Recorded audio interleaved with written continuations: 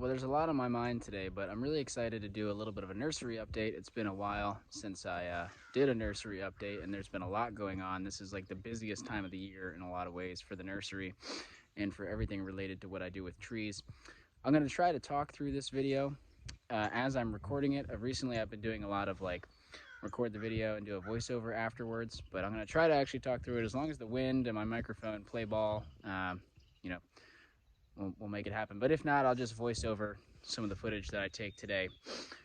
Anyway, I'll flip the camera around here and talk a little bit about what is going on.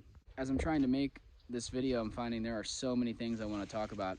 Partly, I think, because it's been a while since I've talked about the nursery, and also just because, you know, it is really the busiest time of year, I think, for the nursery activities.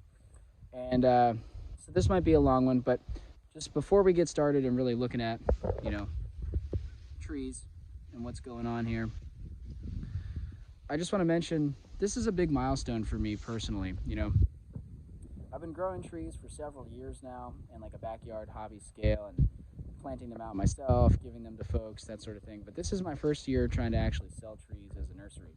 I just got my nursery license, you know, in the state of North Carolina, and so this is a big milestone, and I'm excited to record this and be able to look back on it in the future as I'm hopefully able to continue doing this work and kind of just reflect on the start of it all. So also just to say, I think it's always going to be this way. It's always going to be a work in progress and iterative, right? I'm going to learn every season, but I'm still figuring a lot of things out. There's a lot of lessons that I'm learning in the nursery right now, and I'm going to try to talk about some of those. Maybe that's useful or entertaining to you, maybe it's not. But anyway, I'm just going to dive in. This is a really busy time of year, like I said, and I feel like there's a few reasons for that. One is that I'm spending a lot of time foraging and gathering seed, right? Most of the seed that I'm interested in falls this time of year. All of the nuts, some of the fruits like persimmon and stuff like that. It's a big time of year for foraging, gathering. For, you know, we're talking about the nursery, so largely for seed, but I also do a lot of foraging for my own food, specifically nuts and stuff like that. I really enjoy the different wild nuts, hickory nuts, black walnuts, acorns. We're looking at a bed of black walnuts here. And so there's a lot of time spent out in the woods gathering, scouting trees, that sort of thing, and processing and cleaning seed as well, storing the seed. At the same time, it's now, you know, we're at the end of October here. Trees can be transplanted this time of year. And so I'm starting to want to transplant trees out into the landscape here. Folks who are interested in buying trees from me are starting to get ready to transplant those trees, and they want to get their hands on them and get them in the ground before it gets too cold. And I have now all this seed that I've been gathering. I like to do a lot of fall sowing in the nursery. I prefer that to storing the seed. It's just, in a lot of ways, it's easier. It feels to me like that's what the seeds want. It just feels ideal. You can certainly get by storing seeds, but I really like to, when I can, fall sow. As an example, you know, here's a bed that I just planted a bunch of hazelnut seed on one side and chestnut seed on the other side. I have them kind of protected, hopefully, from rodents with all this hardware cloth. We'll see. But there's a large balance to be you have to strike between, in order for me to do that fall sowing in this specific bed, this was full of growing persimmon trees a few weeks ago. I had to pull them out. I had to put them somewhere where they can overwinter in order to, you know, put the seeds in this bed. And that's kind of what's going on here all over the place. Is I would love to start pulling all of these trees out and filling up all these beds with seed. In some cases, like these black walnuts, these are very ready to go. Absolutely, these could be pulled right now. And really, if I had to, any of these trees this time of year could be moved. I think it's important to note, though, when they still have all these leaves that are green, they don't want to be moved yet. You can move them. It's going to be more stressful for the tree. They're going to be a little bit more water sensitive, right? Because they can lose water from those leaves, and they haven't fully hardened off yet. They haven't fully pulled all of that energy from the growing season back into their core. They're starting to harden off, and so you certainly can, like I said, you can get away with transplanting them, pulling them out of beds now, and I have been. But in an ideal world, you would wait until they look like those black walnuts with no leaves. Now, because I'm in the southeast, in North Carolina, our winters here are typically mild enough that I could leave all these trees in these beds to overwinter. And throughout much of the winter, it's actually warm enough during the day that I can pull trees if I need to go to, get an order together for somebody to go transplant some trees out here in the landscape. I can be pulling trees from these beds all winter if I want to, and that's a luxury. It's nice to have that wide time frame, that wide window of time to be pulling trees and not have to do it all in a rush. The flip side is, like I said, I like to do fall sowing, and so if I leave the trees here, the bed space is taken up and I can't sow my seeds. I have to store seeds in buckets or in the fridge or whatever. Anyway, let's talk about some specifics. Let's talk about overwintering. So as I mentioned, I can leave some of these trees, and inevitably, because of time and other reasons, I will leave some of these trees in their beds and slowly pull them all winter. Potted trees, especially trees in these small pots, are much more susceptible to frost damage or drying out in the really cold weather.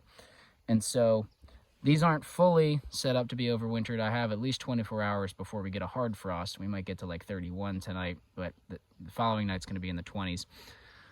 I have these crates full of soil, and actually there's some seeds sown in some of these crates, but I'm using a combination of these crates and leaf bags to insulate this little island of potted trees. And also, as you can see, I've dumped a lot of fall leaves from a leaf bag over the top of these pots just to help insulate. So if you have a lot of pots, if you can kind of, congregate them all together, either add mulch around them or leaf bags or some sort of insulation, that's a really good way to overwinter pots. So that's just a thought there, and I have some more pots here. The other thing is, the larger the pot, the less likely it is to have damage. So these pots are like 3/4 of a gallon. They're small. I have a feeling they're going to be very susceptible to frost damage. Compared to these are some larger pots. I think these are going to have an easier time, resisting any sort of frost damage. So other options for overwintering. We got a little bit of wind coming in here. Hopefully you can still hear me. But, an example, those persimmons I pulled out of that bed. I took some of them and I bundled them all up, and I planted them, basically healed them in. If you're familiar with the concept of healing in, I healed them in inside of these pots. Okay, these are massive pots. I think this will do a pretty good job at insulating them. But I'm also starting to pile up some wood chips around, especially where I have smaller pots. Like there's some dogwoods I healed in here, some wild plums here, some hazelnuts. And so basically you can heal in pots. I like to use nice loose like leaf compost, or you could use potting soil or whatever, rotting leaves. Get all the trees into some sort of container, tuck them in with that organic material and a lot of mulch. That's another way to overwinter trees. So that's just one other option. I'm also doing some healing in the ground. So these are each clumps of persimmons, right? These are American persimmon. A little on the smaller side, but that's okay. They're still wonderful trees. They'll still be able to go out in the landscape and grow to become larger. And so I basically just, dig a little trench, plant the trees all in these clumps, fill in some loose soil, some compost, cover them up with wood chips, and they're healed in. So they can stay all winter. And similar to the air pruning beds, as long as the weather is not excessively cold, there'll be a lot of time in the winter where I'm able to pull trees out if I need to, both from the pots and from healed in the ground right over there. Now I'm going to be moving some trees later today, I believe. I got to do a few other chores here first, and I got to run into town. We'll see how much time I have left. We also might get some rain, hopefully. It's been very, very, very dry this fall, so I'd be really stoked if we got more rain today. But anyway, when I actually pull those trees out, I'm going to be pulling some chestnuts over there, maybe some pawpaws. I'll pull the camera out and show you how I actually pull them out of the air prune beds. The main thing is making sure that they stay hydrated. I pull them out, soak them in a bucket of water, and then when I plant them, either in pots, or if I heal them in the ground, you definitely want to give them a good watering right after you heal them in. You can see the leftovers here from the black walnuts I've been processing for seed and for food. I'm not sure if that video is going to get posted before or after this one, but black walnut video is certainly coming soon. I've been doing a lot of walnut processing. And this is some of the seed storage that I've talked about in other videos, right? So this is where I'm storing various seed, and you can see this lid here is pretty loose. I got to put something heavy on that, so it's not, right now it's kind of allowing critters to get in if they want. But I've loosely isolated these buckets. If I was in a colder climate, I might have to bury these in the ground and insulate them more, but down here in the southeast, this is totally fine. Just a little bit of wood chips to insulate them some from the really hard freezing. These are mostly full of walnuts. There's some persimmons and some pawpaws in a few of these buckets, but mostly black walnut seed in here. I've got a mini fridge full of seeds, hickories and acorns and different cultivar black walnuts and all sorts of goodies that, you know, I'd like to get out of the fridge and out into the real outdoors soon. So I've got to make some more buckets ready to store seeds, drill some holes and whatnot, or maybe get some beds ready and just fall sow them. That's a little bit about the workflow in the nursery right now. I've also, you know, like I said, I've started transplanting. A friend gave me this crab apple recently, so that just went in the ground yesterday. You know, it's transplanting season. It's moving trees out of the nursery season. It's fall sowing time. I feel like y'all get the gist. Be on the lookout. I'm not sure exactly when, hopefully sometime in November, if not maybe December. I'm going to try to make a video about updates on these air pruning beds. You know, I've definitely learned some lessons this season, and I'm going to change some of the ways about how I'm building these air pruning beds. Like some of these, you know, this bed was in good shape, so I was able to replant it. This bed is falling apart. As you can see, it's kind of sinking into itself here. And also it's got a lot of weeds that I got to deal with. But so some of these beds, I'm going to get trees out, and they're going to have to be either repaired or totally scrapped and rebuilt. And I also want to build a few more air pruning boxes for next season. I'm trying to expand the nursery. So as I'm putting those boxes together and repairing some of these old ones, I'm looking forward to putting together a video on some thoughts and considerations. I'll also probably talk about these milk crates because I'm going to do a lot more growing trees in these crates next year. I think this is going to work really well. I've had some success this first season. I think the key is going to be setting up some irrigation for these. I think they need water a little bit more frequently than some of the air pruning beds. But so that's a little bit. Anyway, that's a little bit about what's been going on in the nursery. Here you can see I'm watering, which is a little bit unusual this time of year. Typically I don't have to water much in the fall, but it's been so dry. We have a big freeze coming in. I did water some of these beds ahead of the big freeze. All right, so with the wind, I doubt you're going to be able to hear me. I'm going to try to talk through this and might have to do a voiceover, but I have some really nice chestnut trees here that I'm lifting out of this air pruning box. You can see the size of this root system. On this specific, this is probably the biggest one in the batch. You know, this tree is probably, well, I don't know, almost 3 feet tall above ground. Definitely over 2 feet tall. Monstrous root system.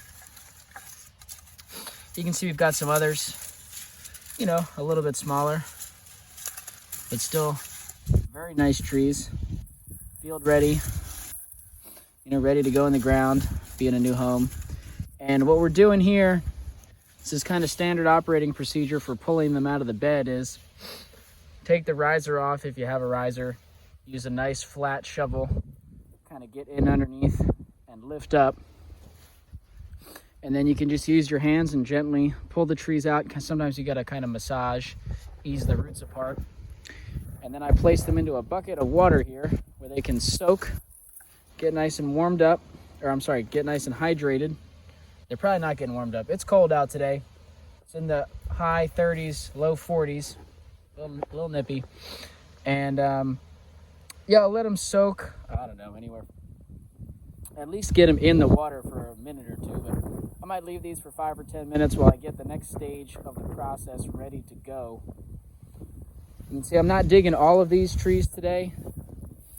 I'm getting an order ready for someone who's coming by tomorrow. One option would be to dig all of these trees out of the box today and get them healed in somewhere. I'm not going to do that. So what I am going to do is, now that I've pulled enough trees, I'm going to come in, push some of the soil together. I'll probably throw the riser back on, add a little bit of soil and mulch to cover up some of these exposed roots from me digging today. And then I'll probably water them in, and they'll be good to hang out here until I'm ready to pull more orders out of this box.